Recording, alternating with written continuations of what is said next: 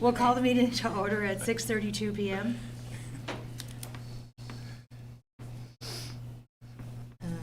All right, first item is the agenda. Motion to approve the agenda? Second? Second. Any discussion? Nope, all in favor of approving the agenda? Aye. Aye. Aye. Okay. All in, oh, Commissioner Sears, you're online. Hi. Okay. Yes. All right, Hello. thanks. All right, motion approved. She's connecting. Okay. And then we have public forum, 3 minutes per person. Anyone here interested in speaking? Okay. Can you come up to the table? Sign your name in, please.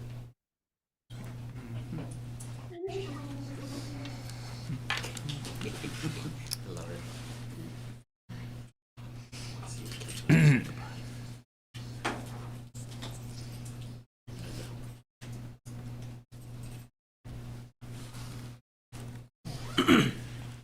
If you could state your name. Yep, my name is Jack Tiano, Ward 5 resident. I don't really have any like super prepared remarks for tonight.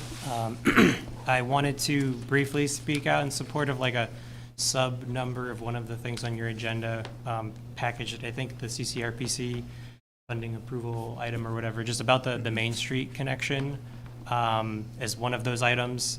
The scoping study report for that. I think just from a broad context, putting together and building a network of bike infrastructure in the city, I think is extremely important to making it functional. When we only build things piecemeal, it doesn't really make a big impact if you have a bike lane that goes from one non-destination to another non-destination. And so I think that connection on Main Street from what will be the new pedestrian overpass over the highway and connecting that into our downtown will be a huge, huge piece of infrastructure. You know, conceptually, it'll be a big task to design and build too. But it's that network effect that you get when you build things that connect to other things. And so, kind of going off of that too, I just wanted to say publicly, this isn't really related to anything today, but just to kind of push on the commission and the Public Works Department to kind of continue looking at how we can build out that network in other parts of the city. I know we have a Burlington walk bike plan that is kind of lagging behind where we wanted it to be. So looking at kind of this scoping study that hopefully will be approved tonight, and how that connects Burlington to South Burlington. We've got right now what's supposed to be protected bike lanes on North Union Street, or just all of Union Street and whatever, from Main Street north going into North Winooski Ave that connects to the Riverside Path. We've got the Main Street project going on that lost some of its protected bike infrastructure going down to the waterfront that connects to the Riverside Path, or not the Riverside, the waterfront path here. So when we think about just these networks, you know, if we could have a protected bike path along the waterfront that we have, and that connected up through Main Street by Church Street, and that connected up Union to the North Winooski Avenue in the old North End, and then that goes the Riverside Path down to Winooski, like that becomes like an economic and transportation backbone for cycling infrastructure. So again, just to kind of frame where we should be hopefully going as a city overall, and how this kind of one small item on your agenda tonight kind of moves us in that direction. So just kind of to urge everyone to keep these things in mind as we fund certain projects moving forward. And then just kind of small brief note, there have been, it's hard to tell if it's an uptick, but there have been a couple of recent incidents in terms of like pedestrians and cyclists being struck on our roads, and you know, roads that are right next to us, like on Shelburne, technically on the South Burlington side, but it's all kind of the same infrastructure. Someone was killed recently. And so how do we, just to kind of, again, urge the commission and the department to really take safety into consideration in a more kind of urgent way. Cars are getting bigger, cars are getting faster, drivers are getting more distracted, cars are getting heavier. It creates a recipe for danger for all non-car users of the road and car users of the road alike. So just, again, thinking about how do we take that more seriously moving forward before we start seeing more frequent tragedies in Burlington. So Thank you. brief public comment, things going on, things I wanted to say. So. Thanks. There'll also be an opportunity to speak when we bring up those items. Okay. If you're interested. I probably won't be able to stay for the whole meeting. Okay. I just wanted to Okay. come and say. Thank you. Anyone else here to speak at public forum? Welcome. If you could sign in and then just state your name. Sure.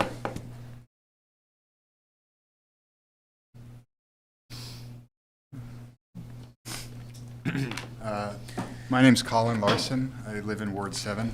I guess, like Jack, I've been somewhat alarmed, of course, by a lot of the recent incidents involving pedestrians, drivers hitting pedestrians and cyclists. One happened on North Ave at 8 a.m. That was a juvenile in a crosswalk, broad daylight. There was a bike crash, or a driver hit a cyclist on Pine Street, I think. And then today, an SUV driver hit a utility pole on Plattsburgh. So, you know, this kind of rash of things has made me really concerned, worried, upset.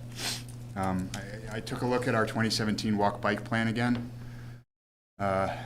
which I had done before, but I pulled out this line from the mayor's letter at the beginning. As with Plan BTV, this plan isn't meant to collect dust on a shelf. I'm not assigning blame here, but I think sadly that's kind of what's happened with our plan, is it has collected dust. In the New North End, within 12 months in the plan, we were supposed to get a Letty Park bikeway connector. Hasn't happened. Within 2 to 5 years, we were supposed to receive, among other things, a shared use path on Plattsburgh to Flynn Elementary, traffic calming on Goss Court, striped bike lanes north of Plattsburgh, a section which actually doesn't have any striping at all. None of these have happened. And then on the long-term project bank, I don't think any of the projects are even in progress. The most significant, which is a North Ave Complete Streets upgrade, which already has a scoping study, I don't think has gone anywhere. We were also, I believe, planning to have a Vision Zero program in Burlington. It seems like that might have been abandoned. You know, I got really tired during the last election of hearing conventional discussions around public safety, when for me the most dangerous part of Burlington is getting hit by a car. That's the thing I'm most worried about every day. And it was really hard because I felt like I couldn't get a lot of candidates to talk about that. This is a Public Works Commission, so you know, I'd kind of hope that maybe you all, you know, I'm going to be pressuring my counselors. I hope that you all can also maybe take up this mantle to advocate for some of these things. I have a few ideas that might be helpful. I know the city's on a budget crunch. So, you know, I think it would be nice for DPW's community-led demonstration project to be simplified. Currently, it takes 4 to 6 months to receive planning approval for projects, and they can only last a maximum of 1 week. So if we do want to get some of these cheaper traffic calming measures set up on residential streets by groups of volunteers, it needs to be a lot simpler than that. And it would also be helpful to have even small pots of money for some of these low-cost solutions like planters. You know, we can't rely on all these federal grants. I know managing the Main Street project is really complicated, and we just don't have the capacity as a city to do that all the time. And then I would like, perhaps if this commission would draft a resolution recommending the city council to take up a formal Vision Zero policy that, you know, will hopefully go somewhere. So thank you. Thank you very much. Anyone else for public comment here? Mr. Goulding, anyone online for public comment? Yes, Chair O'Neill, Sharon Busher, you're up in queue. Hi, good evening.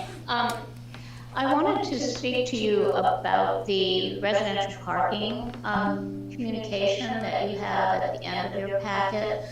And I know you're anticipating or contemplating increasing the fee. And I know that the program, you know, has an enforcement component that is labor intensive. So I understand that. I'm concerned about it, but I understand that. My real point is that I really wish someone would evaluate how the transition from the permit on the car to the electronic permit has worked. From my perspective, as someone that lives on East Avenue, where there isn't regular enforcement of violations, it's really hard. Neighbors and residents used to be able to say there's no sticker, and we would call to ask someone to come because they weren't always circulating. I would ask someone to come and check it out. Now, because you can't see a sticker, you're blind to it, and I call and I give the license plate, but it's oftentimes necessitates somebody to come out of the downtown where it's much more strictly enforced to come up, and not very often, to my section of the city, where we have the hospital and we have the university people vying for spaces on our street. So I think it is a cost factor that people actually have to come up to remote sections to help enforce, whereas you don't have the residents helping. People thought that we were being punitive. I think we were trying to just save spaces as some of us get older, and if friends want to come to visit and you don't have a lot of off-street parking, you might only have one parking space, if that. In some of the older sections of the city, that space is for the resident. And so, or if you needed some kind of service, let's say you needed groceries delivered, any number of things, there's no place for people to park. It's not a luxury, it's a necessity. In other sections of the city where you don't have the same competition, you don't have that same vying for spaces on the street. So I'm asking you to look at the electronic implementation, and has that saved you money, or is that more costly?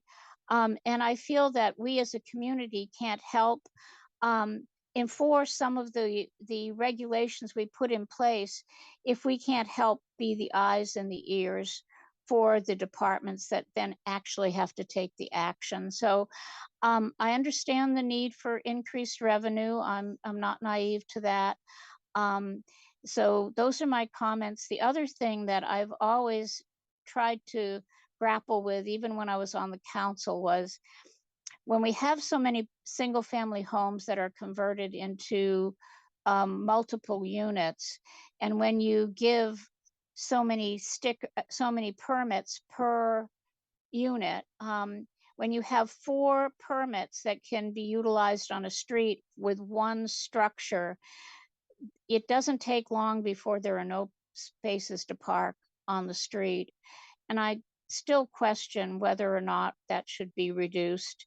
I know that's not a popular statement, but I still question it and think there's some value in looking at that. So I thank you so much for listening to my comments.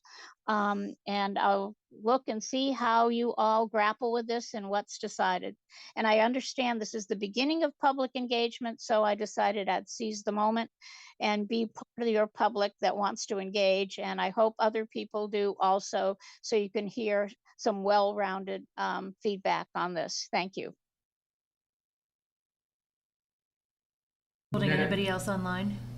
Yeah, next in queue is Jason Stuffle. Great, thank you. Okay, hope you can hear me. Yep. So I'm Jason Stuffle. I live on Colchester Ave, and I'm also a member of the Burlington Walk Bike Council. I did send an email earlier about the Main Street scoping study, which I think is very important. It's just about even planning what we're going to do. So I think we have to at least take that step, let alone implement it. But I'm actually here to speak to a different item tonight, which is we have a local group called the Old East End Neighbors, and we work with a lot of groups, but we formed out of AARP, and we were able to get grant money to put in a radar speed sign on Grove Street. So I don't know if everyone's aware, but it went in about a week ago, and it's programmable, able to do multiple messages and things like that. But at this point, we're just doing the speed is solid if you're at or below the 25 miles an hour, and flashing if you're above that. And it has the ability to record speeds that are there. And so this area is pretty problematic because there's a single speed limit sign, although apparently another one was installed at the sign today. That was probably 1,000 feet up the road at the city limits, but it's a downhill 12.5-foot wide road area where people go very fast. And so after it was installed, I was encouraged to go sit out there around rush hour and just watch the sign. And the sign does work as intended in slowing people down. I could watch their speed slow down, but I was discouraged that out of about 100 vehicles I saw, only one actually got the sign to stay steady with their speed at 25 miles an hour or below. But one vehicle was going 48 miles an hour through this section. And if you're not familiar with it, it leads up to the entrance of Bayberry and then 2 RFBs at Schmanska Park, where families and kids are crossing the road there. And although there's not been a tragedy to this point, there's been a lot of near misses and a lot of people changing their behavior based on the vehicles there. So I'm very thankful for the Old East End neighbors for getting this installed and working with DPW to help us get that installed. But I feel like that shouldn't have been on us to address the situation there. That should have been something that was taken on by DPW without our grant money and efforts and other things going on there. But now that we've done that, I hope that maybe this can be applied to other places in the city with a sign that provides feedback that affects driver behavior and actually records what is actually going on. And I'll be very interested to see the actual numbers that come out on how fast the vehicles are going and what time of day. But I'm hoping that it has a lasting effect on driving behavior and it doesn't kind of wear off after a little novelty period, but also hoping it informs some changes to the road infrastructure there where people go very fast right into our neighborhood. So just wanted to make people aware of that. And if you haven't been there, please go check out the sign and see how it impacts people. So thank you very much. Great, thank you, Jason. Next in queue is Evan Gould. Hi, can you hear me? Yes, we can, thank you. Hi, my name is Evan Gould. I'm a resident of Ward 5. I also wanted to speak in support of the moving the CCRPC to look at the Main Street scoping study. I'm commute primarily by bike, and there isn't really a good east-west connection. So I think with the overpass and the Main Street work, that is going to be very fundamental to a larger regional bike grid. As well, I wanted to kind of echo the thoughts in my neighborhood, right? Somebody sounded like got hit riding their bike on Pine Street.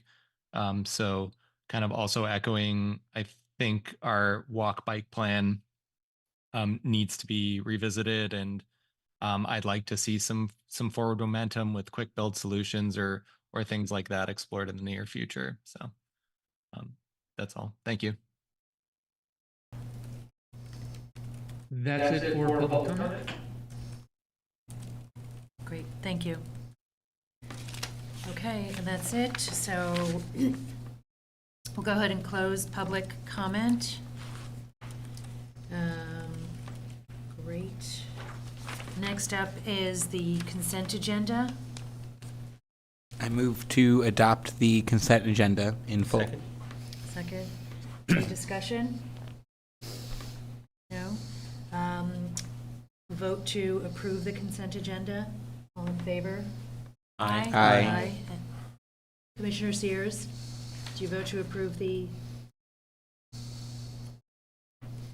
Aye, great, thank you. All right, the consent agenda passes.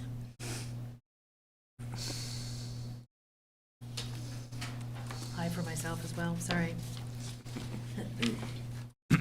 Okay, next up, we have the UPWP, the Chittenden County Regional Planning Commission Unified Planning Work Planning Program. Work Program.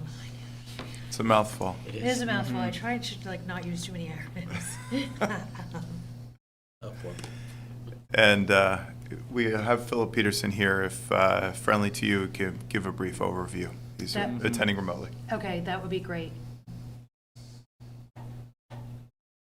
Hello, good to see everybody. Sorry I can't be there in person. I'm feeling a little under the weather. So Chapin wanted me to do a dance, and not really feeling up for that. Looks like he's underwater.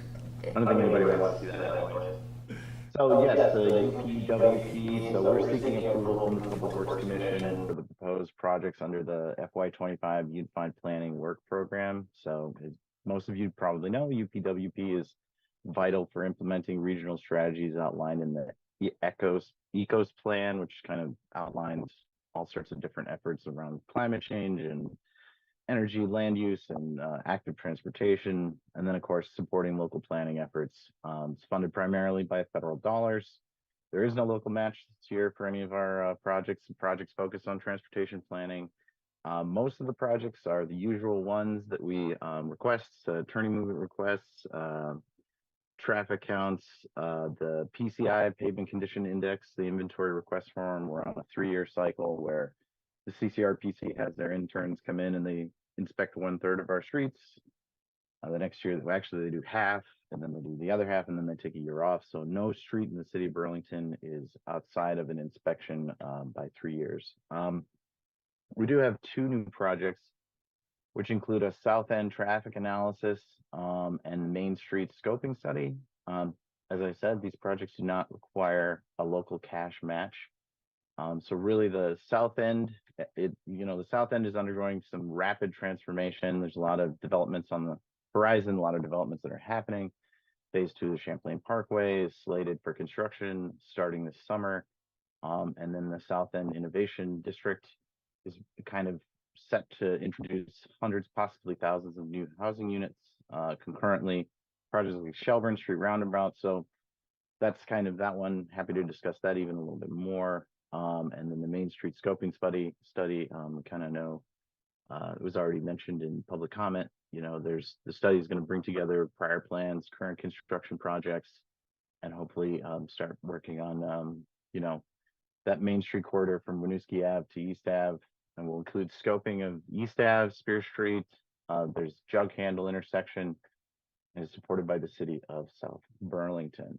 So that's kind of the gist of it. I think we can kind of get into discussion around this, and welcome Chapin's comments as well.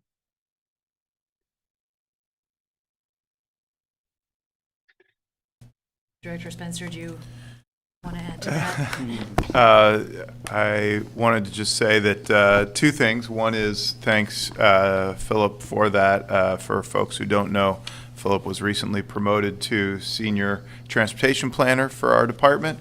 So congratulations, Philip, for that. And secondly, the team is very busy with existing projects. So we appended onto the back of this memo a full list of all the CCRPC projects already underway, which is quite a long list, so that you can understand the kind of full context of the planning initiatives underway in the city. Happy to answer any questions. Okay. Who wants to start? Commissioner Fox, do you want to start? Oh, sure.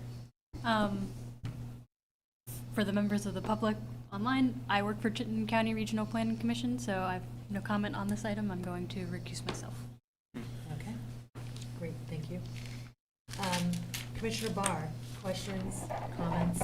I don't necessarily have any questions so much as comments that I think this is a much needed action, so I'll be supporting. Great, thank you. Vice Chair Damiani? I think my only question for this item is around just the general process of how the particular projects are decided upon for this. I think in the memo it says the applications are submitted back in January. So I think maybe just it'd be nice to sort of get this ahead of time of it coming to the commission before it sort of gets submitted to the RPC. But I understand staff constraints and everything. Yeah, I would say as Chapin mentioned, I just took this position. We're in a little bit of a liminal phase with shifting chairs. The other thing is we're kind of trying to figure out who's responsible for what when it comes to getting these approvals. This was with our grants director, Nicole Loesch, and so it kind of got pushed into our seat as far as getting the approvals. So totally understand that. I absolutely agree. I'm not a fan of getting things to the commission, this way. You guys should definitely get a heads up as far as what we're doing and how we're doing it. So we'll improve that process in the future. Okay, thank you. Yeah, and I think just for next year too, I think just having a better idea of, there's projects that have to happen that you need the CCRPC support for, and then I think there's projects that could address some of the issues that folks brought up at public meeting tonight, and I think have brought up at previous meetings, that we could sort of tie together, hopefully, into an application. Great. I think that's a solid comment, Commissioner Damiani. I would say that one of the things I didn't mention that I probably should have was that a number of the underway scoping studies will address a number of the interests that came up tonight, such as the bike walk action plan. So point well taken. We'll come earlier next time. I'm really glad to have Philip in this position, and we'll make sure that happens for next year. Excellent. Thank you. Commissioner Hogan? Yeah, can you clarify what the action is here? This is warned as a vote, but I understand this is sort of a retrospective, here's what we did, here's what we applied for. So it's a requirement under the UPWP that basically public comments this is an opportunity for public comments to be solicited, but also we need a governing body in the city to actually approve and say, yes, we can implement and go forward with the UPWP application. They have not allocated their funds yet. They do so in the next month or two, so that this basically is the sign-off that the city of Burlington's appointed board, in this case, is supportive of what was submitted. Say that, like, if we get the resources to pursue the things we asked for, that this commission's on board with carrying those out. Yep.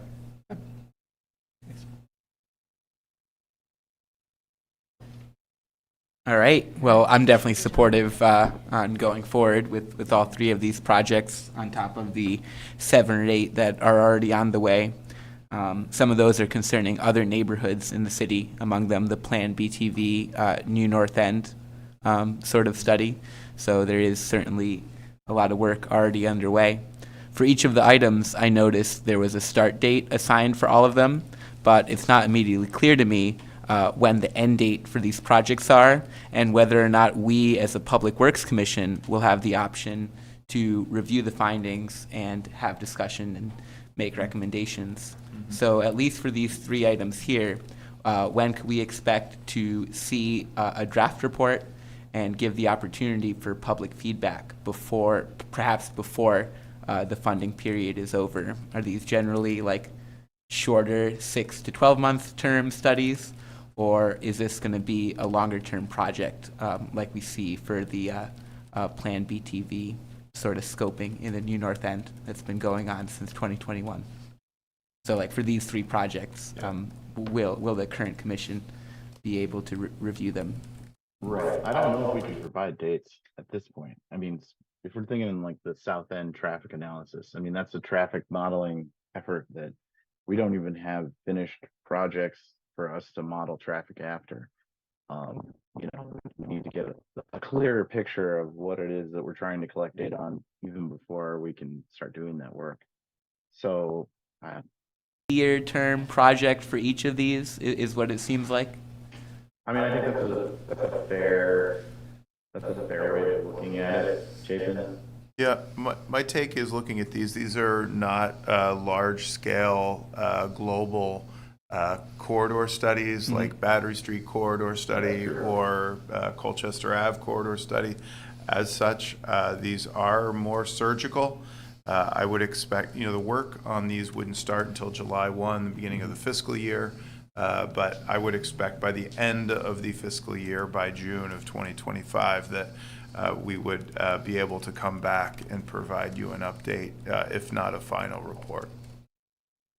That sounds fantastic. And I do have another question regarding the third of the three that are coming up regarding the condition of the roads. When we had a presentation, or I guess a couple of presentations now, from the BTV stat project update, it seems that like road and sidewalk condition is one of the items that should be appearing on these public dashboards regarding, well, just the status of our roads. And I don't ever recall seeing any public information about, well, where we're at, right? Like what's the trend of our of the quality of our roads and sidewalks. And as there's money being allocated to this project now, I'm wondering if integration and reporting and actually sharing the data to residents of the city could be made part of that process. Great. We can do that tonight in the packet as the initial start of that with some of our performance metrics. We do have on the paving side more information on the pavement condition index, the PCI. It's trend data that we could bring to a subsequent commission. Philip, we can work with the team about where we are with the sidewalk condition index, the SCI, and whether or not we can bring that. I mean, those are things that we can do. And actually, our folks have been working with our new asset, I think it's asset manager Warren Rich, on how to kind of map those things as well. So yeah, we can. I'm going to put it in my notes and send some messages off to some folks, see what we can do. I guess one final clarification, we should have those numbers available for all of the streets in the city, right? If you're saying the CCRPC interns over the course of 3 years actually assay, right, the whole 100 or so, 100 plus miles. So we should have data for everything, basically. Is that correct? And we do, yeah. We do have data. All right, that sounds awesome. Thank you so very much. I'm good on questions. Great, thank you, Commissioner Rutano. Commissioner Sears? Mr. Golding, is Commissioner Sears on? Yeah. Oh, hey. Sorry, I have a lot of windows open here.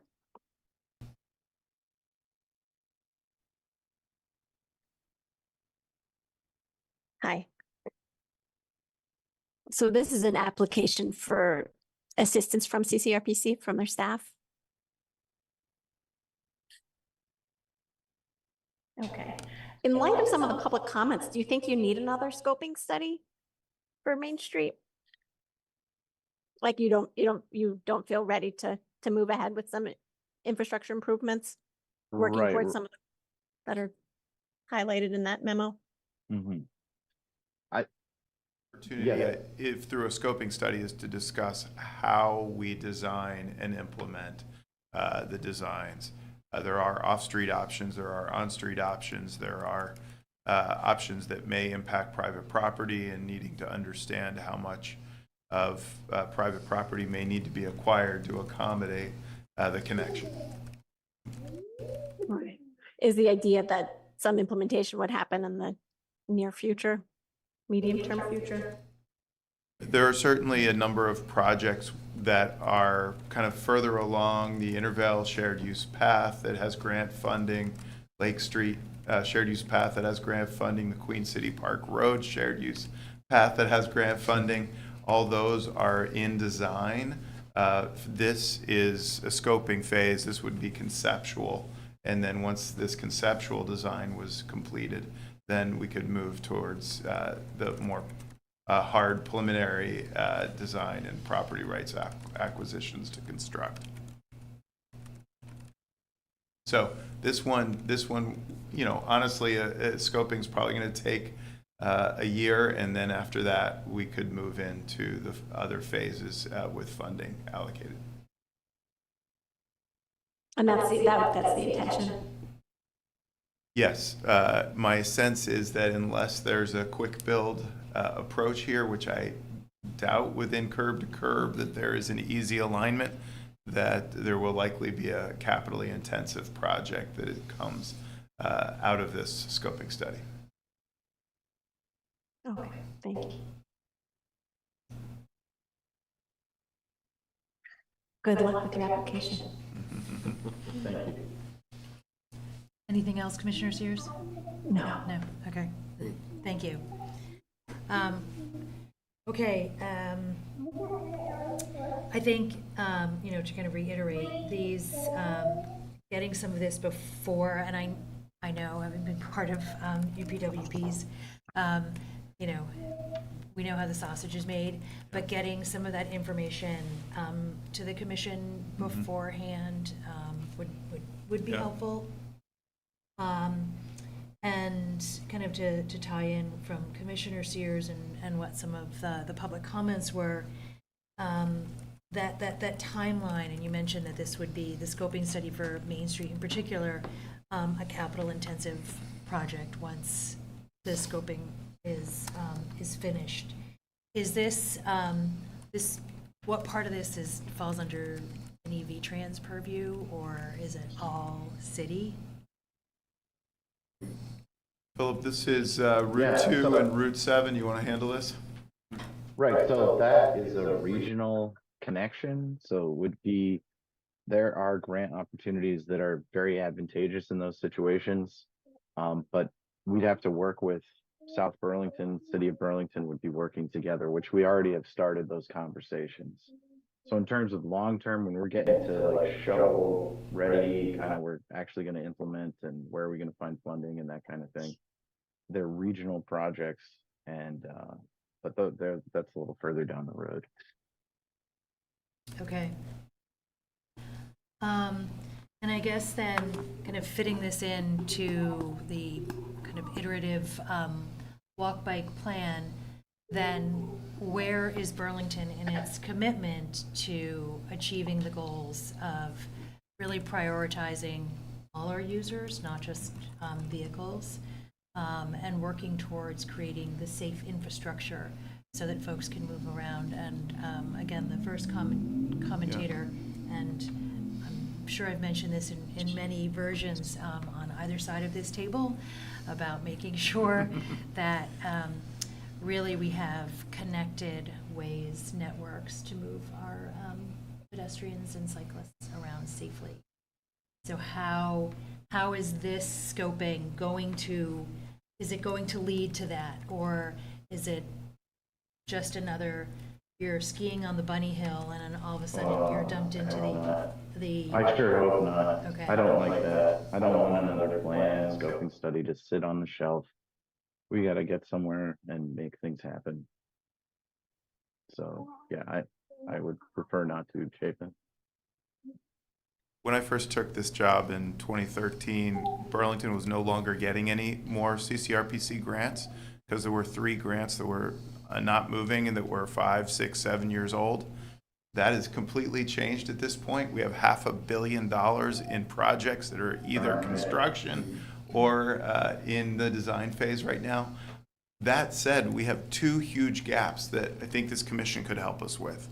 One gap is we don't have local match money. We are so short of capital dollars. Fortunately, we've been securing some grants through the federal sources that have no local match, which is very unusual for the history of state and federal grants. We received a $22 million raise grant for Bank and Cherry that had 0 local match. V-Trans is upgrading the intersection by the Winooski Bridge at 100% federal grant, the same way that the roundabout was constructed, with us only having to contribute contaminated soils and other non-participating costs. So we are short of local cash. Most of our debt is now going to be tied up with the high school construction. So we need to figure out as a community how we're going to be able to fund local matches and local projects outside of state and federal grants. And then the second piece that we need to tackle, which is a lot less sexy, is the day-to-day maintenance. We have expanded the things we want to maintain over the past 10 or 15 years. We have stormwater gardens that we didn't used to have. We have bike lanes that we didn't used to have. And all this new infrastructure, we have amenities in the greenbelt that we haven't had. And we haven't had an increase in our staff to maintain it adequately. And I acknowledge that we used to have a protected bike lane on Union Street, and we haven't been able to maintain that. So I'm not thrilled about that reality, but ultimately we can only do what we have resources to do. And I look forward, if the commission wants a higher level of protection out there, other than the off-street, the shared use paths, then we need to figure out how to resource that effort differently. That would be a great discussion. Thank you. Yeah. Yeah. Right, and this scoping study, this regional projects like this, usually there are grants that are 0% local match. And so that is the kind of thing that we want to tackle. So maybe at an upcoming meeting, Chair O'Neill Vivanco, we would add to the agenda some conversation about, resourcing and what role the commission might want to play in advocating for a higher level of service. Right. No, I agree. And thank you for kind of bringing light to this. We forget, I think, that the day-to-day maintenance is absolutely vital, and the staffing to support that maintenance is important. Yeah. Okay. Great. Appreciate that. Thank you. All right. Any comments from the public? As of now, there's nobody signed up online. Okay, and no one in here? Okay, so we have an action, and thank you for that clarification, Commissioner Hogan. We have a motion to approve, and this vote is that we are supportive of what is submitted to the CCRPC in this plan. Is there a motion to approve? So moved. Is there a second? Second. Second by Commissioner Damiani. All right. Let's see, any discussion? Vote. Okay, all in favor of approving the UPWP? Aye? Aye. All in, okay, and one abstention? I abstain. Okay. All right, and I for myself, and this motion passes. Thank you. Thank you very much.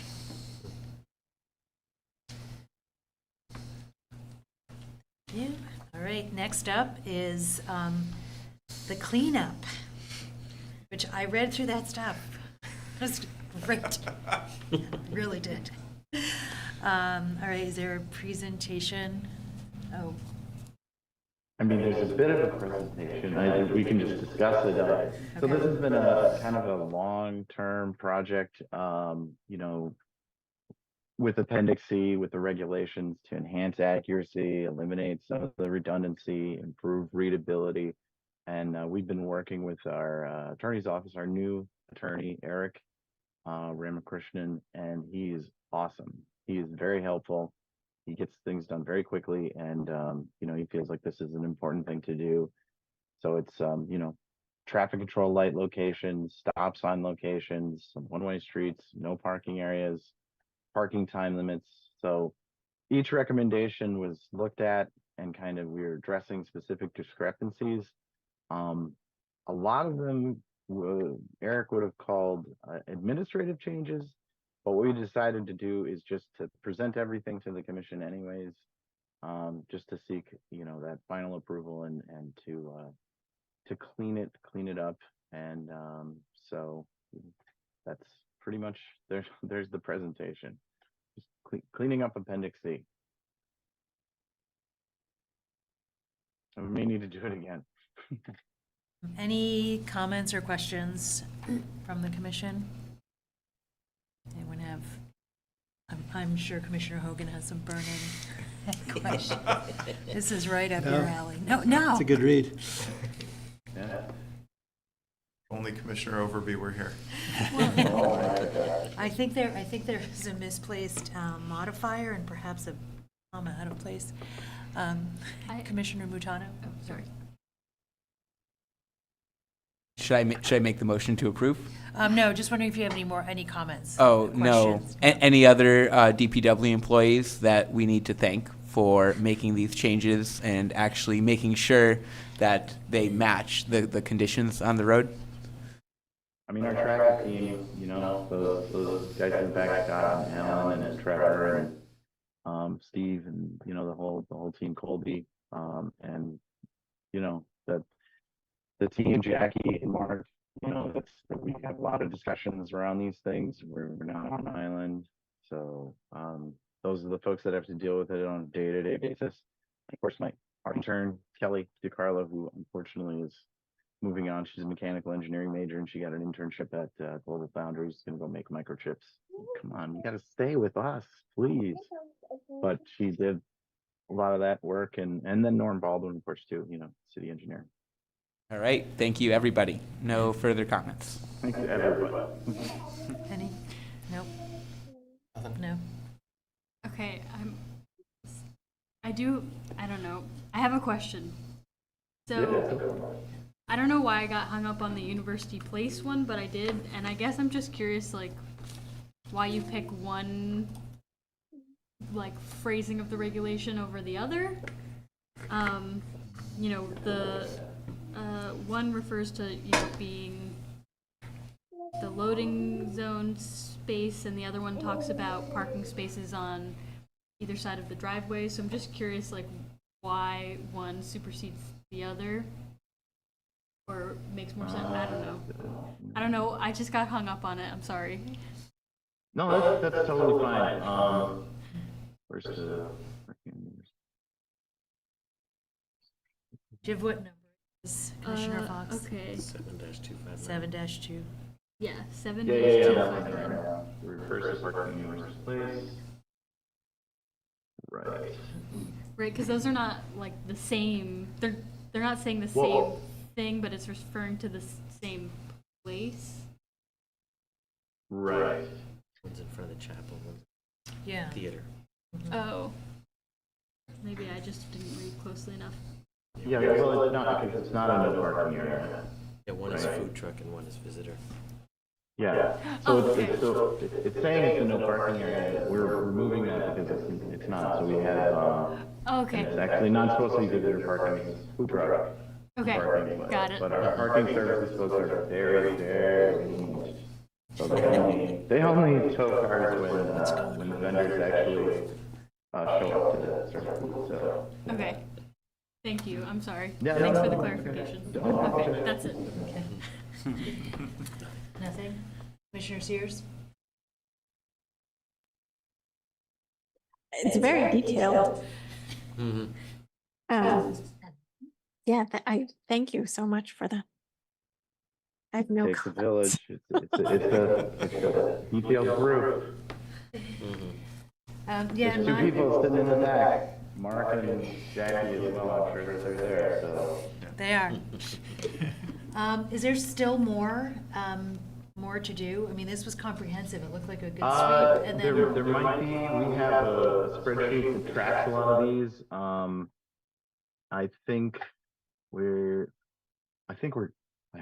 hope we're done. It's been an odyssey. So I think we're good, but there might be.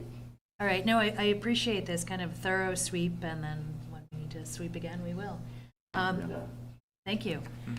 Motion to bring thing to approve. All right. Any comments from the public? No comments at this time. All right. Okay. All right, Commissioner Barr, we have a motion to approve. You started it. Do you want To approve this comprehensive document of changes to Appendix C. But I can look and see how it was written here, what they're asking for. What was the Second. Second. Sounds good enough for me. Okay. All right. Any discussion? Nope. All right, all in favor? Aye. Aye. Aye. Any nays? Aye. All right, passes with full approval. Thank you so much. Go get better, Philip. Yes. Oh, yeah. Thank you so much. Looks like he's underwater there. I am. This is a wreck in the lake. Yeah. All right. You sound ne- congested. Next up, we have the permit options for the Courthouse Plaza.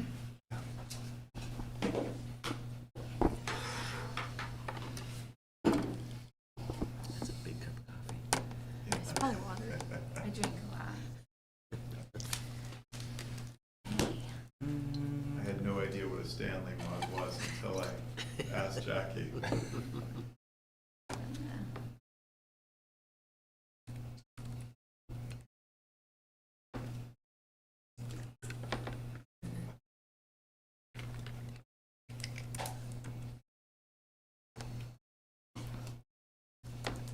Okay, this is very short. This is just some permits that we'd like to implement in the new Courthouse Plaza parking garage. Right now, our goal with these permits is just to utilize the garage a little bit more. We are working to get the word out that we have spaces, and this is just another way. We actually just had someone reach out to us today looking for a permit in this area. So we do think it'll be utilized. We have a couple of options for the permits, similar to the downtown garage.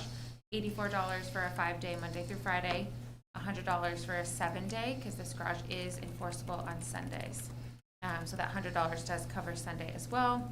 And we also are going to offer a $40 city employee permit, which will be just for city employees, but billed to their respective divisions. And all of these would sunset on December 31st of 2026 with the lease agreement. That's it. Short, Mhm. sweet. Like it. All right. Let's see. Commissioner Fox, you want to start with some Yeah. parking permit questions? Yeah, I'd say not a lot. Generally, I'm supportive. I guess I'm just curious because these spaces were acquired for the Main Street construction project, right? And so I guess I'm curious, like, how many of this, and this is not something we can measure. I guess I'm just sort of thinking out loud, but if it's supposedly to compensate for those spaces that we're missing on Main Street, I'm just wondering if this makes sense in terms of like how we want those spaces to be used. And that's not like I'm against it. Does it make sense? It's more of a like curiosity. Does this make sense? Yeah, let's say if you were to drive down today, there's a lot of other streets off of Main Street that are also you can't park there right now. So I think that's the intention with some of the city permits that we have, because they are either parking close to City Hall or they're parking close to 200 Church. Okay. So that's part of our thinking with this. And yeah, the businesses as well, but not so much the permits. Maybe Yeah. if you have a business and you want to park, you normally park on the street, and you want to park in the garage, I think that would be a great outreach that we plan to do. Okay. Yeah, cool. That makes sense. I was just curious, and that's If I helpful. could just add Yeah. one additional thing, it's also time of day. Downtown is busy nights and weekends. We're really looking the garage is currently undersubscribed during low volume weekday times. So we're really trying to get city employees off the streets to allow higher value spaces to be available to the public and to fill the garage in off-peak times. Clearly, our goal is not to, lock out people who are coming downtown, but I think it's kind of a synergistic marrying of demand. Okay. Yeah. Thanks. That's helpful, and that makes sense. And that was the only question I had. Commissioner Barr. I support this. I only have one quick question on the rates, because I can't recall. Are these rates consistent with the same rates that we charge at the other? Okay. Downtown garage, yes. Not Perfect. Marketplace, are a little bit more, but these are the same as downtown. Right. Okay. That was it, just to make sure there's some standardization, but it's great work. Commissioner Damiani, Vice Chair Damiani, sorry. Could you just remind me how many spots are at the courthouse? 86. 80 something, okay. 87. And so this particular lot wouldn't be allowed for the, I forget what it's called, the like employees of church, of like downtown Church Street area that they only can park at downtown garage. That is correct. Through that discounted Yes, the price. free Okay. employee permits are only for downtown garage. Okay. Yeah, I just wanted to see if that was also, they were also eligible for that. At this time, no. Okay. And we're sharing a break That's it. right now, because Yeah. I was going to say. Commissioner Hogan. Are those 86 or 87 spots the entirety of this garage, or the ones that are allotted for public use? It is the ones that are allotted for public use. It is one level. So you enter on the level, and you can't access any other floors. So it's just a one level, multi-level garage, one level that we have access to. Okay. And the other levels presumably for the existing tenants in the building nearby? Yeah. That's their business. Okay. And obviously, we haven't offered these yet, so we don't know how many of those 86 will get. We don't know, but Bought we up. do have, we have 2 on a wait list right now, 2 people. Yeah. Okay. Nothing further here. Thanks. Commissioner Mutano. Yeah, you mentioned 200 Church Street. Is that the Burlington Telecom building, if I remember correctly? Yes. Is Burlington Telecom eligible for the $40 city permit? Only folks that are employed by the city. Okay. They must receive a check from the city of Got Burlington. it. Okay, They got used it. to be. Yeah, right. Yeah, that was the confusion there. You put it with City Hall, and I was like, wait, that that doesn't sound quite right anymore. Interesting, but this is right around the corner for them, so hopefully there might be additional use there. Yeah, no more comments. Thank you. Great. Commissioner Sears, any comments on the courthouse car parking garage? No comments. I think it makes a lot of sense. Great. Yeah, and I think this makes a lot of sense. Would love, once you kind of get this rolling, to see what the uptake is, and if the city is going to do any kind of, I say direct marketing, communication, outreach, on this in the menu of offerings, and our parking would be great. Okay. Yeah. That's it. That's all I have. Any public comment? No, not at this time. Alrighty.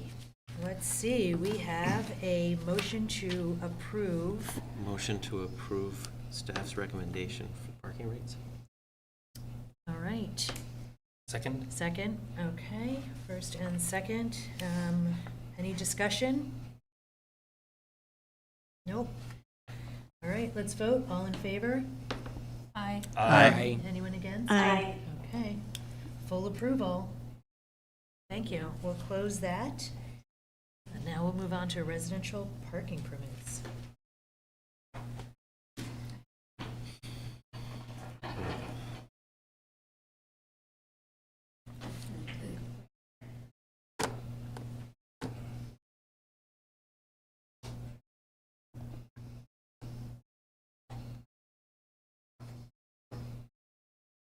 This is Mark. Hi, I'm Mark Biladu. I'm the parking manager here in Burlington, and Jackie and I are here to present you guys with a kind of a refresher overview of the residential parking program and some ideas that we may have to perhaps modify this in the future. So we would like to give you a quick recap of residential parking, a few revenue totals that the program produces. The changes that we are considering working towards, and the additional revenues that may generate, and the next steps in the process if this is the direction we would like to go. So quick overview, the residential permits, there are 48 streets currently, 8+ miles of Burlington streets that are residential parking only. They are $10 permits that are digital or visitor hang tag, which was also brought up by one of the public commentators earlier. The homeowners are allowed a combination of 4 digital and or hang tags. Homeowners can also purchase for a duration of 1 or 2 years.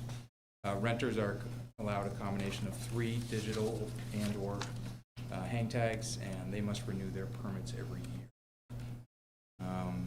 And what we provide for these permits, or for these permitted areas, are daily checks, which was also brought up earlier in public comment. Those are done every day, and we log the information about when they're visited.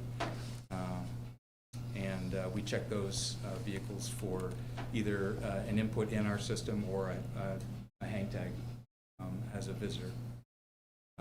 And the hang tags that are returned when they're renewed get a $5 credit towards the next year or 2 years, depending. So some of the revenues that are produced by this, through April 16th, there were $22,130 that were generated by the sale of these permits and hang tags. Through the fiscal year. That's fiscal year to date. Right. Yes. Yeah. And the total amount of active permits and hang tags, this is taking into account both the 1 year and the 2 year permits. These are the numbers that we're looking at through the sale of permits and hang tags. These 2 streets are currently issued free permits and hang tags because they are part of the focus on having part-time public parking as well as residential parking. I think that Phil has spoken about that before, where between 6 a.m. and 6 p.m. it's public parking, and the remainder of that time is all residential. And so some of the changes that we are considering, thinking about, are increasing the yearly fee for residential permits from $10 to perhaps $20.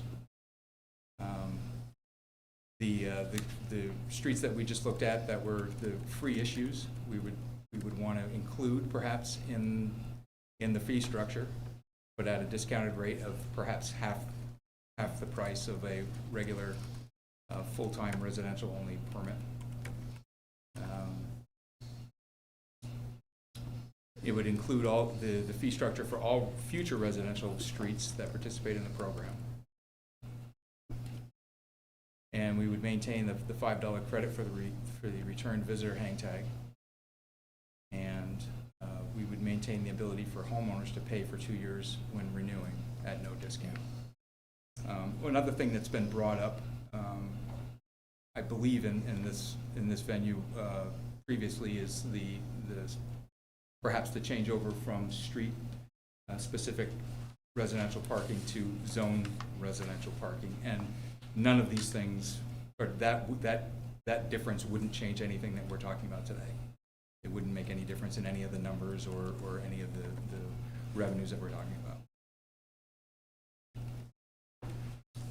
about. So the next steps are, we currently have the ability to, nearly at 100% compliance, to contact all of the residential permit holders through email. And we're working on that correspondence if it were to take place. We would also use the residential parking page to be able to post this information as well, whatever changes that we feel is appropriate. And we would notify all the appropriate counselors and commissioners. And there's a TUC meeting next Tuesday. And that would be another place to make this information available. So these are some of the projections for comparisons between what we have now on the first 3 lines, 1 year and 5 year revenues projected, and what changing the permit prices from $10 to $20 a year would increase the revenue for the city.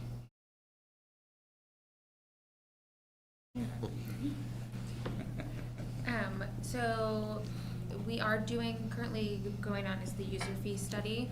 So the reason that we didn't implement, we definitely want to do 20 is because we're going to wait for their input on these fees. Once we get that, which will be any day now, then we'll have a better understanding of where the fees should be. It's a citywide user Yes. fee study as part of the general fund FY25 budget development. So the other thing that the team is working on is doing a cost analysis of what it costs to run the program and understand how the fees counterbalance the cost of operating this program. So we wanted to give you a heads up just because the budget development process is coming quickly. And so while we don't have final recommendations in place, often the commission appreciates the two-step process. So we're laying out, some of our initial ideas, want to get your input, and obviously we'll get input from RPP permit holders and others as we move. Great. I'll start because I feel like I always go last. Well, don't say everything everybody wants to say. Prerogative. Because I have the gavel now. One thing on the PDF that we have, the residential parking management recommendations, is it page 53 of 73? We still have John King at Burlington Police Department for transferable permits. Yeah. That's no longer accurate. I know. Where is that? That's on our Page- website? It's on page 53 of the So document. that's from the old parking management Is that from, plan, that's from the right? old? Yeah. Oh, okay, and this is the new, because I was like, wait, Yeah. I retired a while ago. He's still working from home. Yeah. Still comes to our annual picnics. Can't really retire. So, talk more about, zone parking. You mentioned it, so I'm gonna grab onto that. And, is this something that might be piloted, for example, in neighborhoods? If you said, because you said it wouldn't impact if we had a Right. zone parking. I would say that's more on Philip. Is Philip still on? Yeah, nice. There's I think he's thinking about it. There's multiple different questions here, and fundamentally, the question of is the program generating enough revenue to cover its cost is a more simple, straightforward, budgetary kind of exercise. That needs to move quickly for FY25.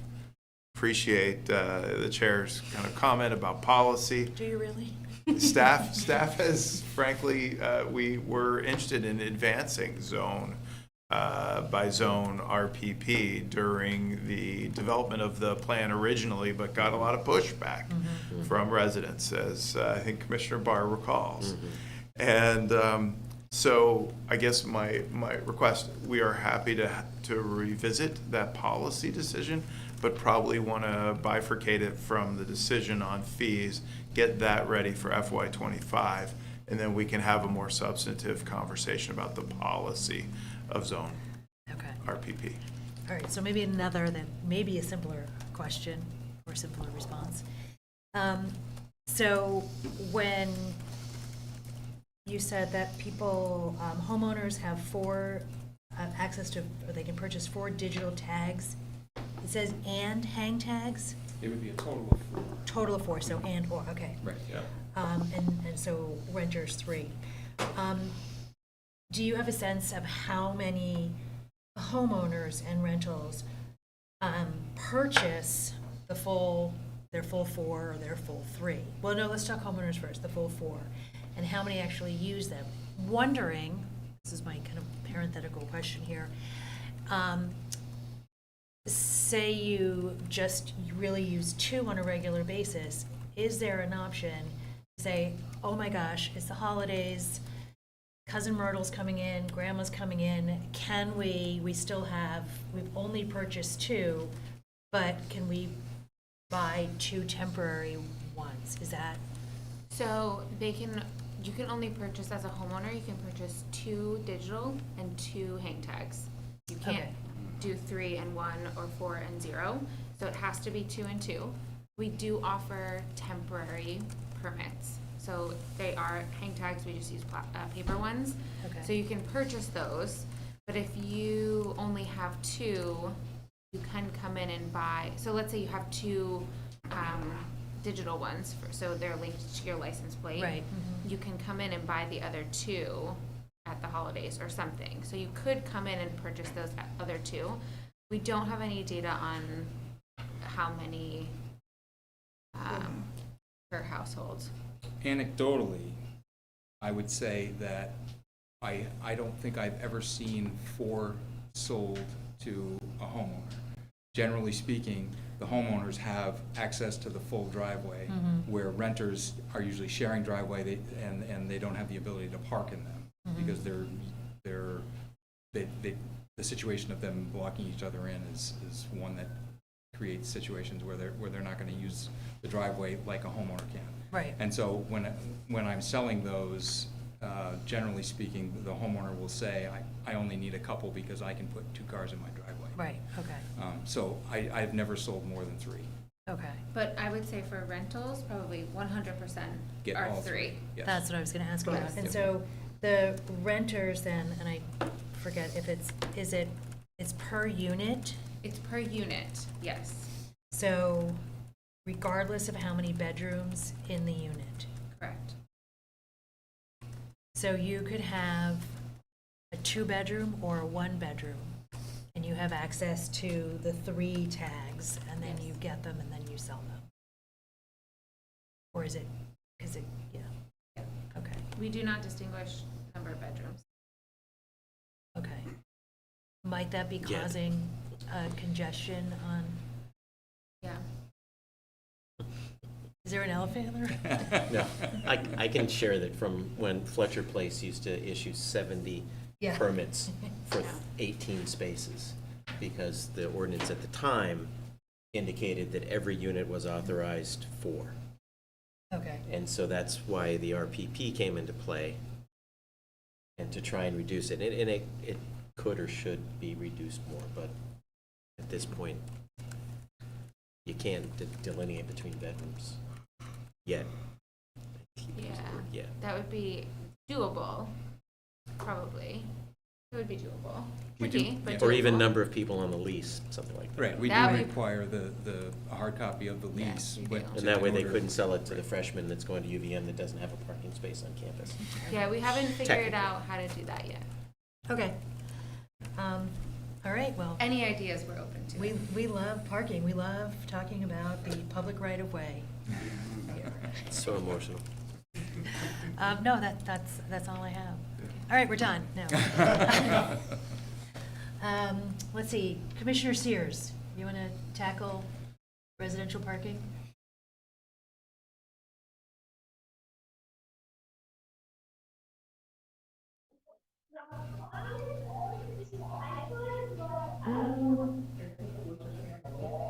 Let's see.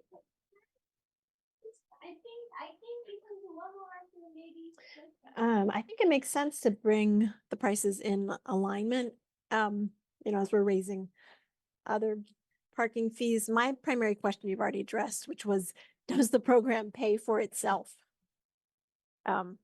Which sounds like you're on top of that, but it seems like the fees should follow from that. And we'll have more to report when we come back with a full recommendation.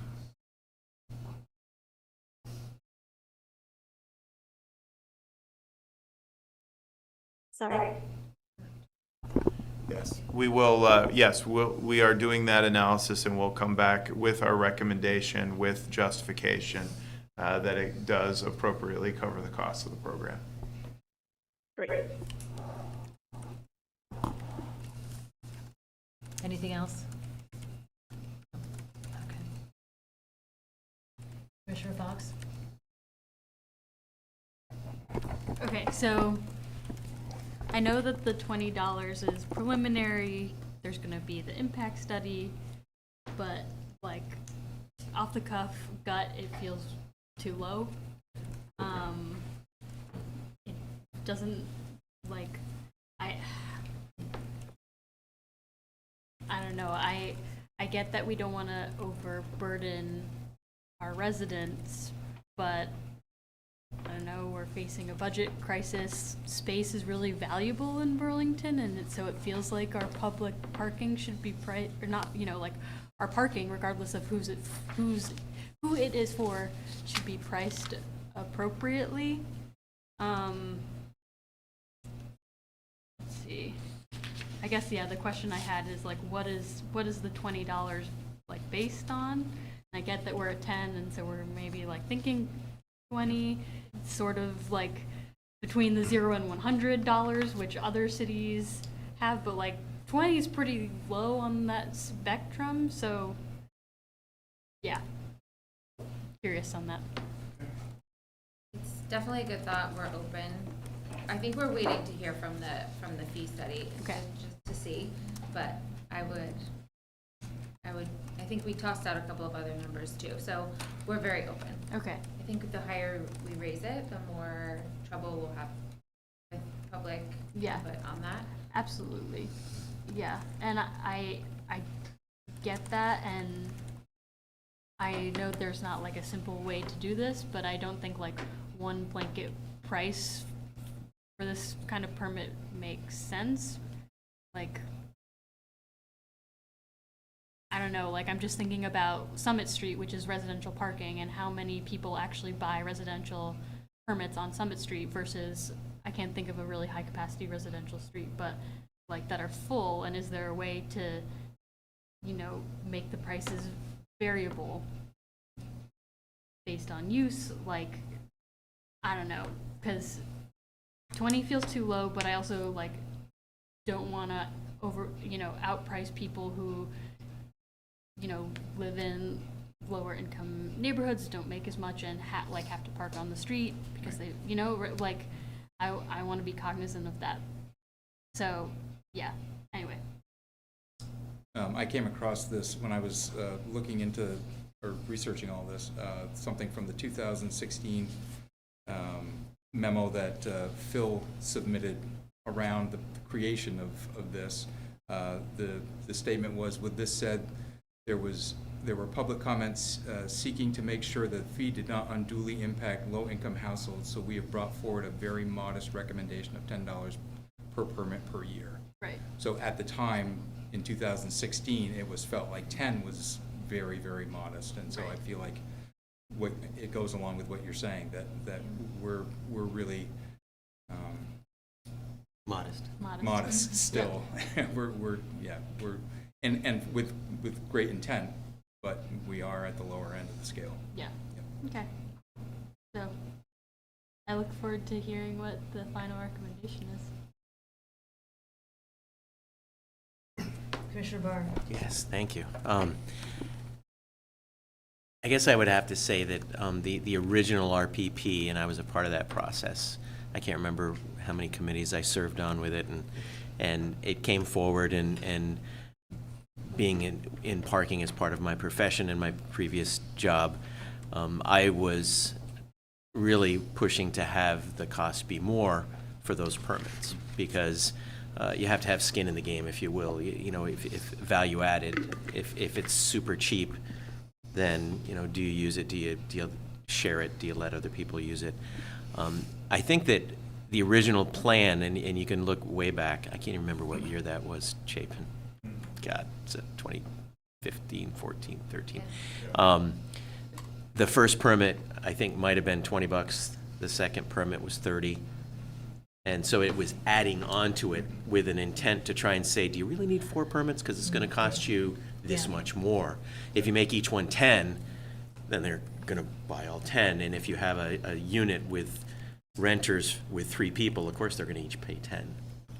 But that it's just one of those things, the value added part, and how much do you really need as many permits as you can get?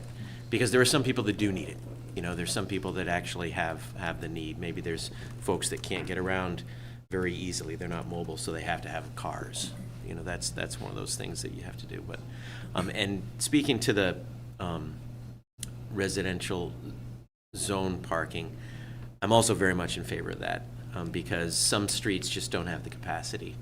and it needs to spill out onto other streets that do. And the studies, and I went around this city so many times counting parking spaces and figuring out where there was capacity. You know, everybody said there wasn't enough parking spaces downtown, and we couldn't restrict them, and that if you go one block out, I found there was 1,300 spaces during peak time available.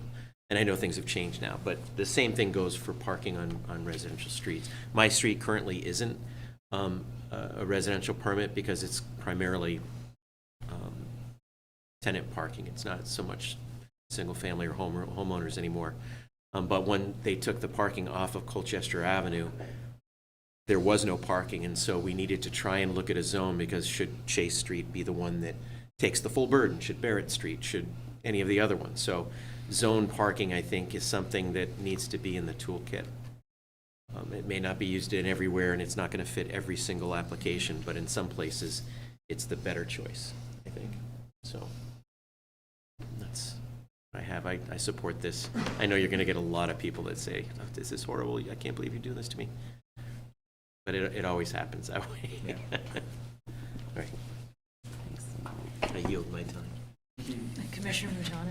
Yeah, I think $20 is nothing, and I sure hope that it at least covers the cost of administering the program. I think that should be the bare minimum there. It's like doing the city a service, ensuring that the right number of vehicles are using the road in this way, especially since a lot of the streets that are part of this program are really in the hub of the city, where walking is a viable option for most people. So, yeah. My question is about the time frame of implementation on this. When could we expect the new rates to be enforceable, or on the menu, I guess, if everything were to go according to plan in this public engagement step, and then future action by this commission? Is this like a before the new school year kind of thing, or a longer term change that'll need to be made? Yeah. So we hope to bring, as long as the user fee study comes out within the next week or two, we plan to come in May with asking for a vote, which would then mean implementation mid to late June. Right, so then any permits bought before that time would be at the lower rate, Yeah. and essentially whenever that effective date is, Yes. you're paying the It would $20 or whatever it is. Yeah, so we do see a large influx at the very beginning of June. We did miss that deadline, but the most come in August, so we will hit that. Right, so if it were to be the May commission meeting that you return to, Yep. it basically can't be, we can't set a June 1 date then, right? Which is when all of the leases turn over in the area. Yes. Where that is. What's the waiting period required, and is there a statutory requirement that take place? 30 days, so once we implement, once we get the yes vote, then we can send it off to the lawyers to put into ordinance, which then takes 30 days. All right. Well, I look forward to seeing you all back here maybe next month. Thanks so much for your work on this one. Commissioner Hogan. Hey there, thank you. I agree with some of the sentiment here that $20 is not a lot for privilege of storing your private vehicle in the public right of way for an entire year, if I'm counting right. That's still pretty low. Another thing to consider in terms of the, be interested to see what the fee study says. But the other lever here is to protect against oversubscription. And we've heard, I know Commissioner Barr mentioned Fletcher Place is one legendary location that had dozens of permits out for not dozens of housing units. Have we looked, and if we haven't, could we, at whether these very modest fees that we've implemented have moved the needle at all in terms of the oversubscription problems in some of those locations? And I would just suggest that if we haven't, if that hasn't moved the needle, that the price is not sufficient to move the needle in the direction that we want it to. in places where oversubscription is a problem.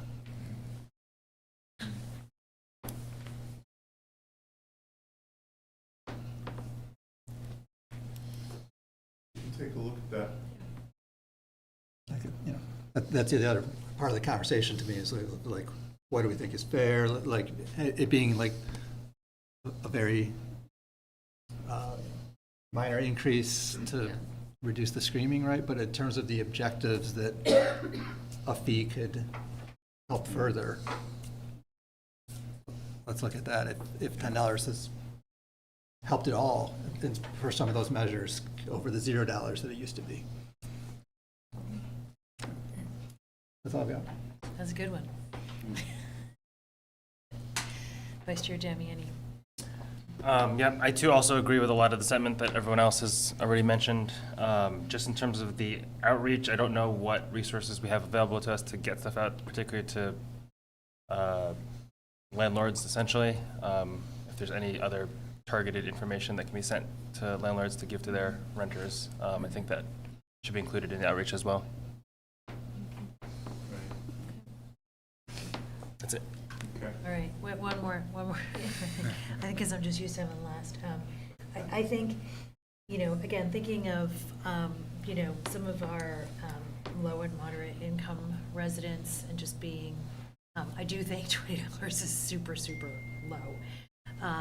So really making sure that we have a price point that really reflects what it does cost to warehouse a private vehicle in our public right-of-way. Also recognizing some of our low and moderate income Vermonters, and is there the possibility for like a sliding scale based on, you know, anyone who receives some public assistance or is on SNAP benefits, et cetera. Thinking about, you know, that range as well. Period. That's all I'm going to say. All right, and this is, I guess any comments from the public? Yes, we have Evan Gould up in queue. Great. Hi, so I had a couple of comments specific to this residential parking thing. I think it echoes some of the sentiment that I heard around the table. The $20 feels incredibly low, especially when put side by side with the garages that charge $100 a month. So raising that, I think, you know, the state does income sensitivity for property tax. So to deal with the equity issue, I think it could be reasonable to do income sensitivity for the parking permits to try to address some of those concerns. But in general, looking at a map of the residential parking, I think a lot of it tends to be in areas that are in more affluent parts of the city. It's also a small portion. So even, I think, especially with the budget concerns, right? Like tax money is going to maintaining these roads from across the city. And so just, you know, I think most residents are concerned about their taxes going up. And so if this is helping some of the shortfall or road maintenance or other things, I think that's like valuable, because this is like I don't know, 5% of road mileage is under residential permits. So it feels like a small impact. The other thing, I think the zoning idea is really good. And also exploring, I know San Francisco with parking, since we have this digital parking system, they do demand-based parking. So like, you know, surge pricing like Uber, if there's a lot of occupancy in spots in downtown or on some of these paid streets, you know, the price increases to try to encourage people to mode shift or do other things. And so I think kind of peripherally related to this, but I think that would be a good additional way to increase revenue during peak demand times. And then also, you know, expanding potentially the paid like parking. There's a book, High Cost of Free Parking, that talks about, right, like the impacts and maintenance and how people kind of get accustomed to their free parking. And so making those costs more realistic to what the city spends on maintenance of those spaces, I think, is a valuable long-term goal. Thank you. Great. Thank you very much. Connor Smith, you're up in queue. Go ahead, Mr. Smith. Hi. Hello. Yes, I just wanted to echo some of the other comments about the $20 feeling a little low. You know, as the city is staring down a shortfall in local match dollars, as well as struggling to meet operational demands with added infrastructure, seems like an easy way to address some of those shortcomings by going a little bit higher than $20. So thank you. Thank you. That's all for public comment. Okay, and that's all in here. All right. So that's a wrap. There's no action to take. This is just information. Thank you for that. I was going to make a motion to thank them. Oh, yes, a motion to thank. And then we'll see you next month. Yes. Great, thank you very much. Thank you.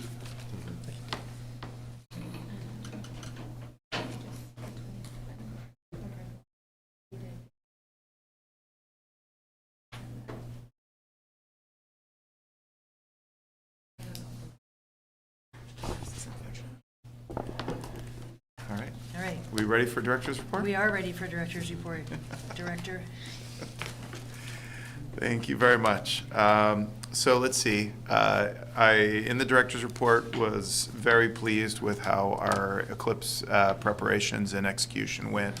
Big shout out to GMT for the shuttles on the Beltline. I was originally concerned that the system would not hold if we experienced gridlock, but the Northern Connector was filled probably 80% with parking, and the buses were well transporting folks, and it was a big success.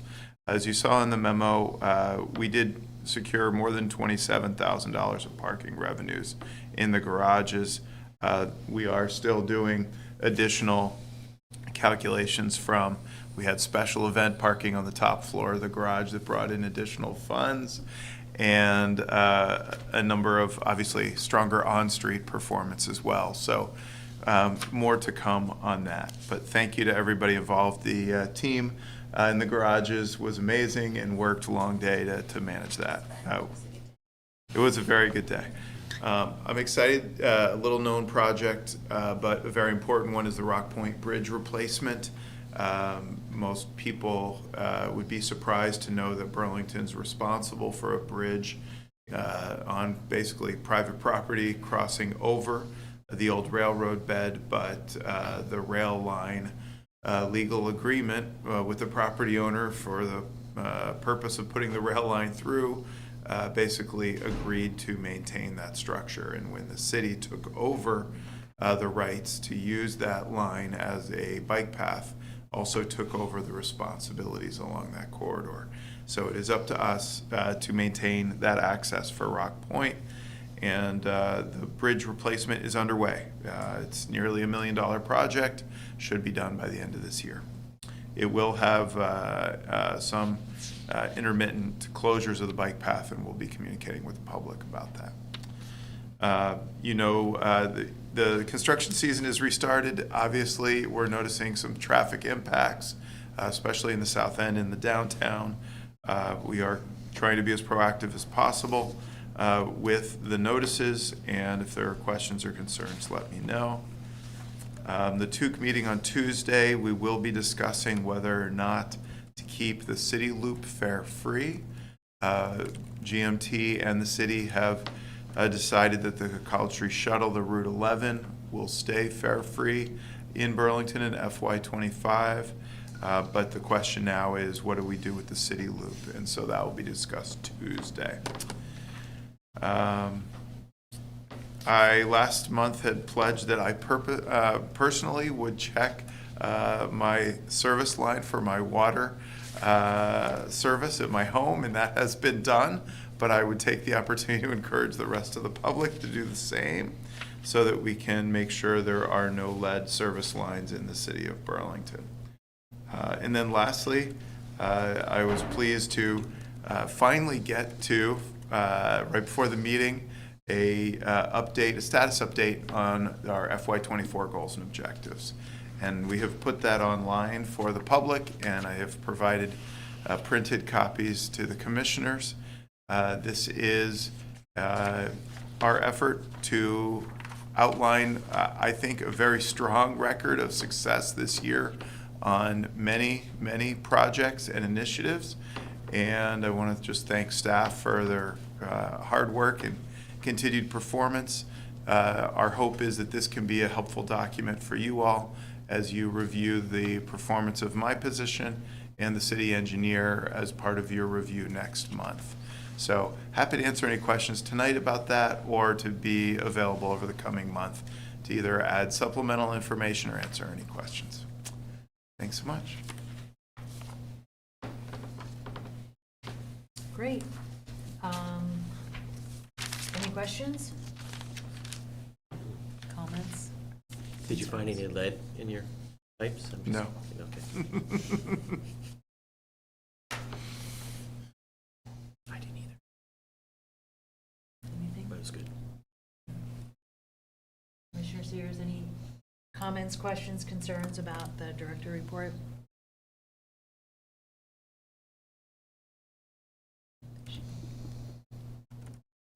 Justine, did you hear me? Oh, okay, I didn't know. Were you talking to me? Yeah. Oh. Any comments, questions, or concerns about the director's report? No. But I did ride a bike on Route 127 on the day of the eclipse, and yeah, it was filled with cars. It was and very well executed and planned. It was really cool to see.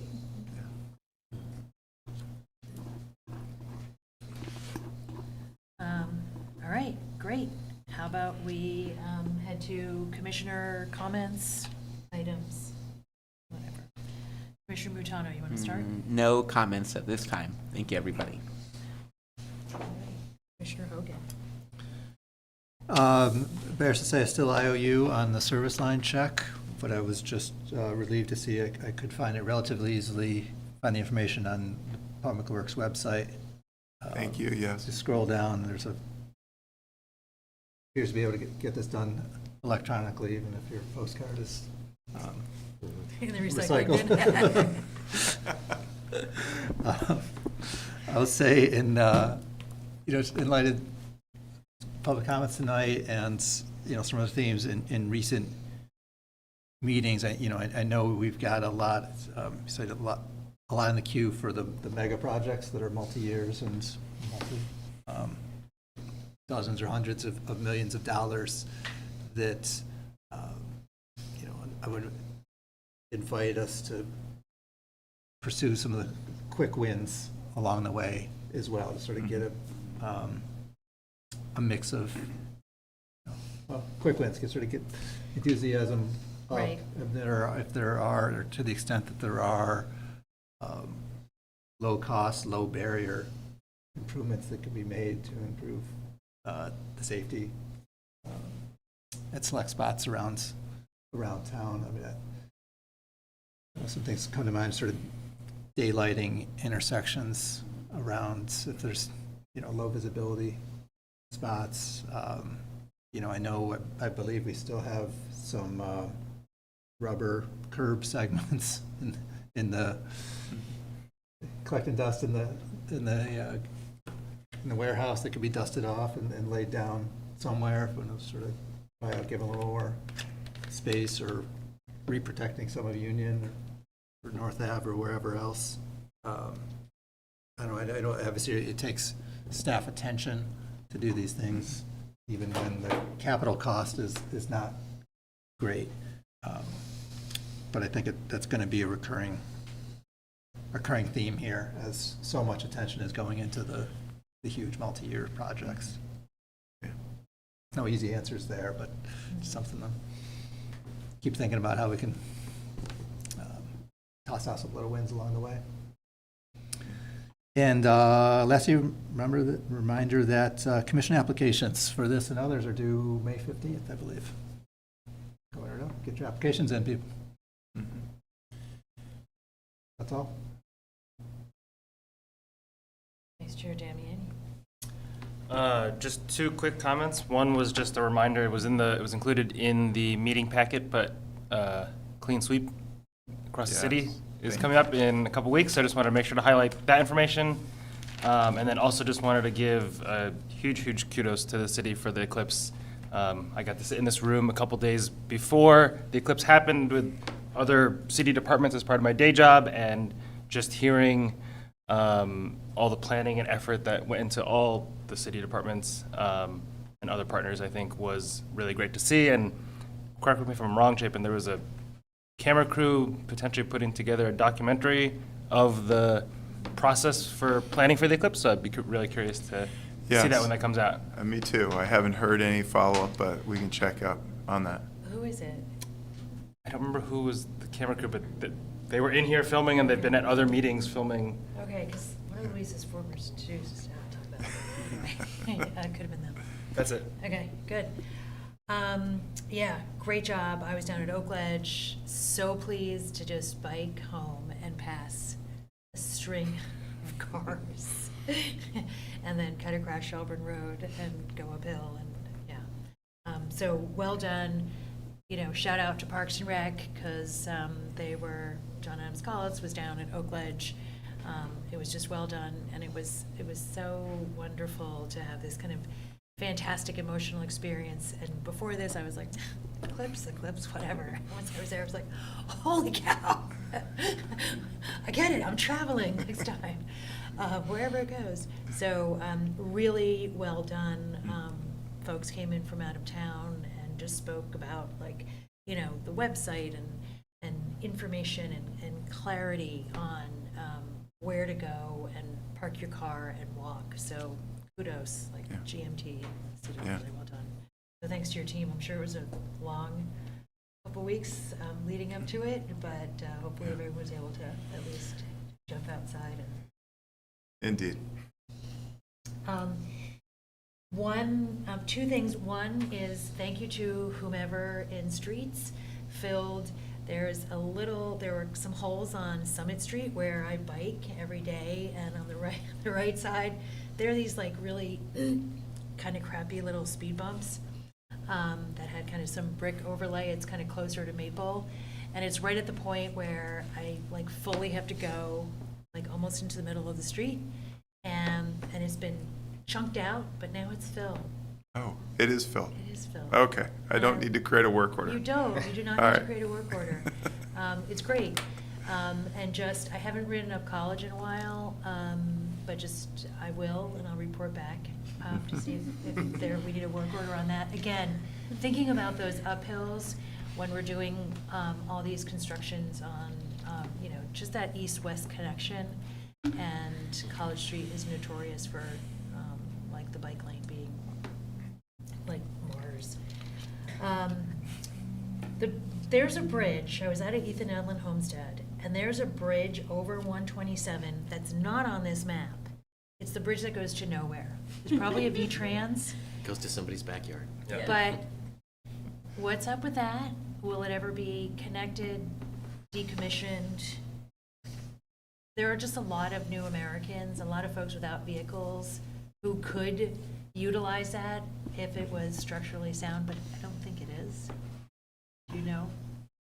Yes, that bridge was developed as part of the Northern Connector to provide access to other public land on the other side of the road that was bifurcated as a result of the project. The city has explored a couple of times connections up to North Avenue. There's very significant grade challenges, and to date, there's been no kind of viable proposal.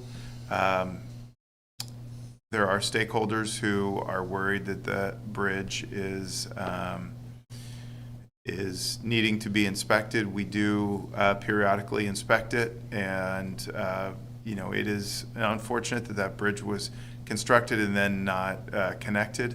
I can follow up again with my team and also Parks to understand whether there's interest for taking another run at looking at a connection. But the last time, I think it was 5 years or 6 years ago, that did not find a viable linkage. So, Is it?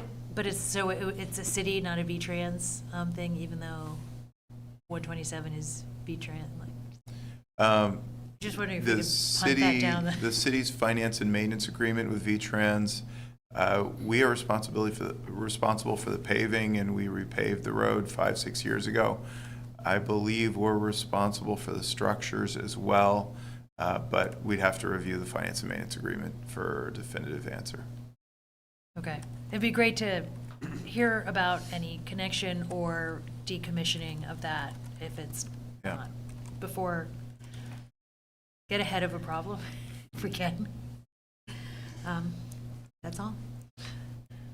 We need to put a sign on the other side of the bridge that says "Welcome to Nowhere," Welcome because to nowhere. everybody says it's a bridge to nowhere, so it clearly needs It to be is. signed appropriately. Commissioner Barr. Thanks.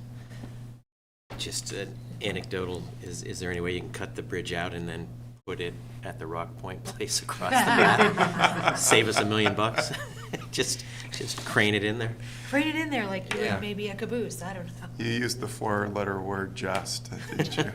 Well, it could be like moving the Johnson House across the street. It's a monumental event. You see them roll it across there a foot an hour. Yeah. It'll get there.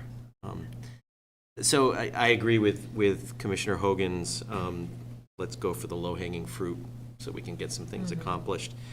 One of the things that I'd like to see, because I really love or support or like having seen in other cities the quick build projects and the ability to do stuff for a lot less, to do the demonstrations so that in the future it can be something more permanent. And I'm just curious if there could be a way through many of the different organizations, whether it's the Walk By Council or there's all sorts, AARP, anybody, to try and get groups of people who are interested in helping do something like that. And whether it's under the Public Works supervision, I think Norm would love to get out of the office maybe and come out there and tell me what to do, but, move this, move that. Put a little spray paint here and it'd look really cute or nice. But that's just something that I think that if it needs supervision, great. If it needs to have some sort of a presentation to you to see if something would work, and then we do it, Right. rather than me do it with my headlamp at night. Not that I would ever do that. We just recently had a couple of steering committee meetings in the Old East End, and one of the subjects that comes up continually is the intersection of Chase Street and Colchester Avenue. The paint's worn down again, and the cars are speeding down. I'm thinking of borrowing AARP's speed gun again and see if I can get, because there has to be cars going 40 to 50 miles an hour sometimes with a loud muffler attachments, whatever they are. But it's just disheartening, and I continually use and follow what's left of the paint, to the chagrin of my wife, who says, "What are you doing? You're going to get hit by somebody chewing that." But I think that it needs to be more than paint, I guess. Yeah. And I don't know whether the bollards, I still have one of the bollards that got hit, and I'm saving it, and I'll bring it in. But I'm just wondering if those are the next, putting those back in is a good next step. I wonder if there needs to be something a little more. I know we can't go hardscape so much as a bump out, but yeah, I just wanted to throw that out there as we've got to do something to slow down the traffic, especially once the bridge starts. I know a lot of traffic is going to be diverted. So. Commissioner Fox. Okay. I'm gonna try not to sound like a Debbie Downer with my comments, but, sorry.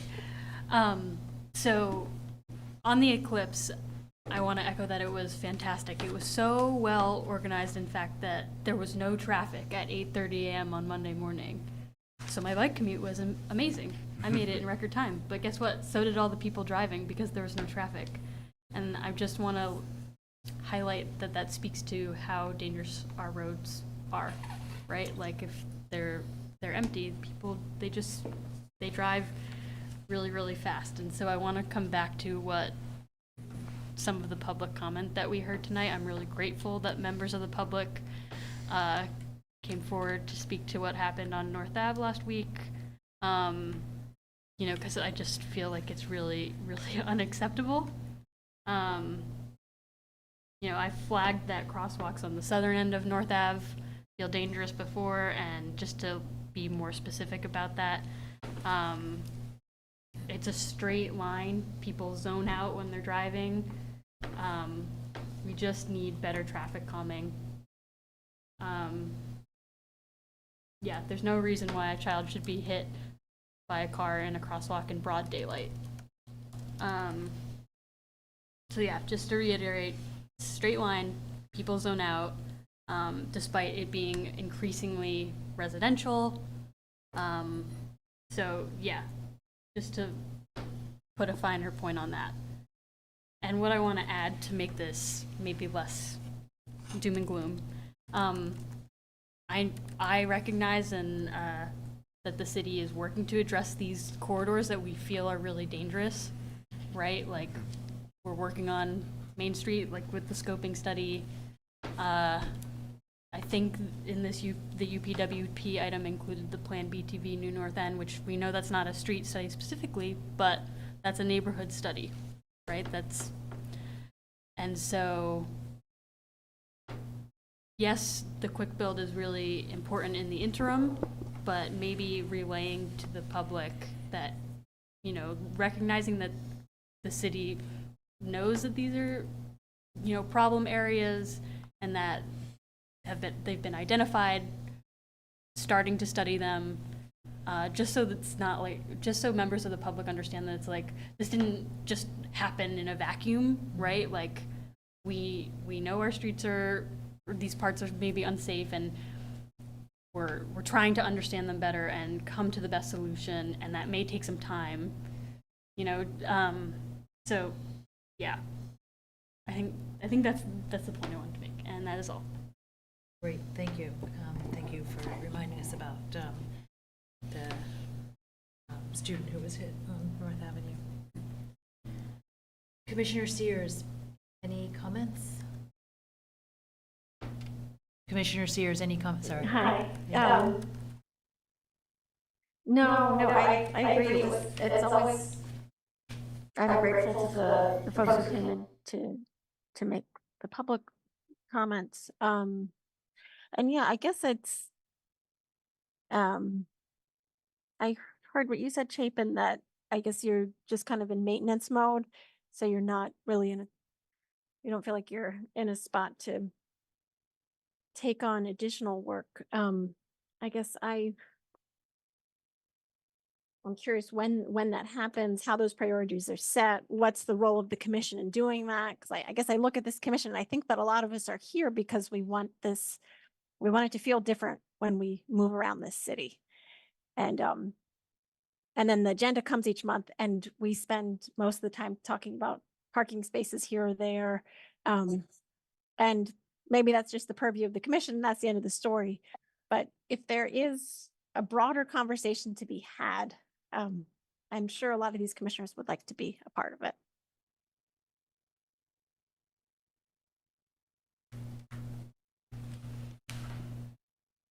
Yes, I think there's certainly the regulatory kind of responsibility, the ordinance requirements of the commission to take on largely the parking regulations.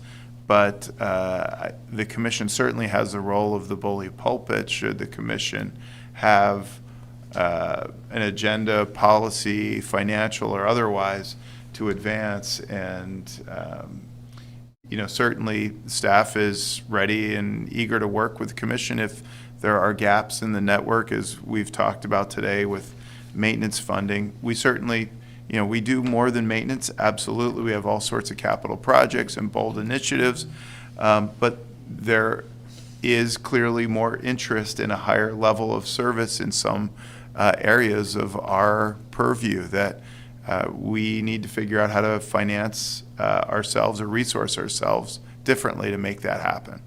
And so I think staff is eager to have that conversation. And I think to your point, Commissioner Sears, is maybe what we do is make sure that there is time working with the chair to at upcoming meetings to not just discuss what needs to be voted on, but where we want to go as a community and how we get there. Yeah, I agree with that. Just figuring out what additional space that we can take to really help support some of these initiatives. You have a committed commission here. Yeah. Thank you, Commissioner Sears. Yep. All right. That's it. Next up, the motion to adjourn. Motion to adjourn. All right, Commissioner Barr. Anybody else wants to second that? Second. Second, Mutano. All right, all in favor? Aye. Aye. And we are wrapped at